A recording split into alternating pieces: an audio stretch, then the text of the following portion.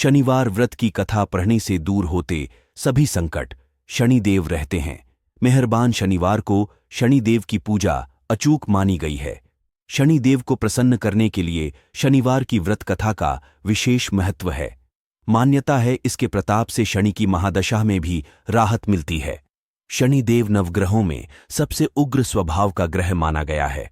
वहीं भगवान भोलेनाथ ने इन्हें न्याय के देवता की उपाधि दी है। ज्योतिष शास्त्र के अनुसार कुंडली में शनि भारी हो तो जीवन में उथल पुथल मच जाता है, लेकिन शनिदेव जिस पर प्रसन्न हो जाएं उसके भाग्य खुल जाते हैं। शनिदेव को प्रसन्न करने के लिए शनिवार के दिन व्रत रखना शुभ माना गया है।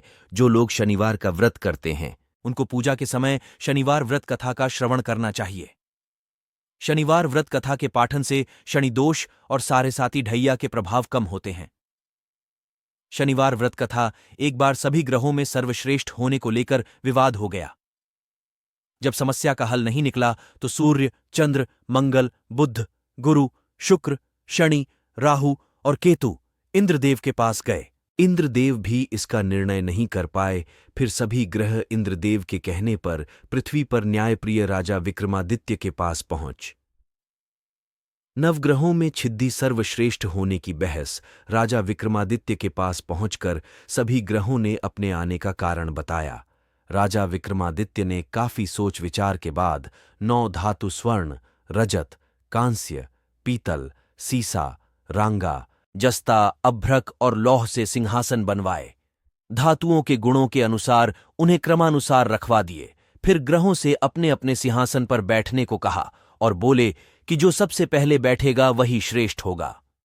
राजा विक्रमादित्य ने सुलझाया विवाद। राजा विक्रमादित्य के निर्णय को सुनकर शनिदेव क्रोधित हो गए, क्योंकि उनका आसन लोहा सबसे आखिरी में रखा था। स्वयं को सबसे छोटा जानकर वह नाराज हो गए। शनिदेव ने चेतावनी के अंदाज में कहा कि राजा, आपने मेरा अपमान किया। आप मेरी शक्तियों से परिचित नहीं हैं। शनि की महादशा में व्यक्ति का सर्वनाश हो जाता है। राजा के निर्णय से क्रोधित हुए शनिदेव क्रोध में राजा की सभा से चले गए। लेकिन कुछ दिन बाद राजा विक्रमादित्य पर शनि की महादशा शुरू हो गई। शनिदेव घोड़ों का व्यापारी बनकर उनके राज्य में आए। राजा विक्रमादित्य उनके घोड़े खरीदने का आदेश दिया। एक बार राजा विक्रमादित्य उनमें से एक घोड़े पर सवारी कर रहे थे तो वो घोड़ा उन्हें जंगल में ले गया और गायब हो गया। भूखे प्यासे राजा को एक चरवाहे ने पानी पिलाया तो राजा ने उसे अंगूठी दे दी और राज्य में जाने का रास्ता पूछा। अन्याय करने पर शनिदेव ने सिखाया विक्रमादित्य को सबक। नगर में आकर राजा विक्रमादित्य एक सेठ के यहां आराम कर रहे थे। राजा के कुछ देर वहां बैठने पर सेठ की बहुत कमाई हुई। उसने उन्हें भाग्यवान व्यक्ति समझा और अपने घर ले गया।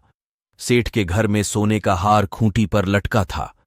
सेठ घर से बाहर गया तो एक आश्चर्यजनक घटना घटी। अचानक हार गायब हो गया। सेठ ने राजा पर चोरी का आरोप लगा दिया और नगरी के राजा ने राजा विक्रमादित्य के हाथ पैर काटवा दिए। राजा विक्रमादित्य की हुई बुरी दशा एक तैली को राजा विक्रमादित्य की दशा पर दया आ गई। इसके बाद राजा विक्रमादित्य पर शनि की महादशा खत्म हो गई थी। वर्षा ऋतु में वह मल्हार गा रहे थे। उस राज्य की राजकुमारी मनभावनी ने राजा के मेघ मल्हार सुनकर मोहित हो गई और उससे विवाह करने की जिद करने लगी। राज्य के राजा ने बेटी की विवाह राजा विक्रमादित्य से करवा दिया। वह दोनों तेली के घर में रहने लगे। शनिदेव से मांगी क्षमा। एक रात शनिदेव ने राजा विक्रमादित्य को स्वप्न में दर्शन दिए और कहा कि तुमने मुझे छोटा कहने का परिणाम देख लिया। तब राजा विक्रमादित्य ने शनिदेव से क्षमा मांगी और कहा कि उनके जैसा दुख किसी को न दें। शनिदेव ने कहा कि जो उनकी कथा का श्रवण करेगा और व्रत रखेगा उसे शनि दशा में भी कोई दुख नहीं होगा। शनिदेव ने राजा विक्रमादित्य के हाथ और पैर वापस कर दिए।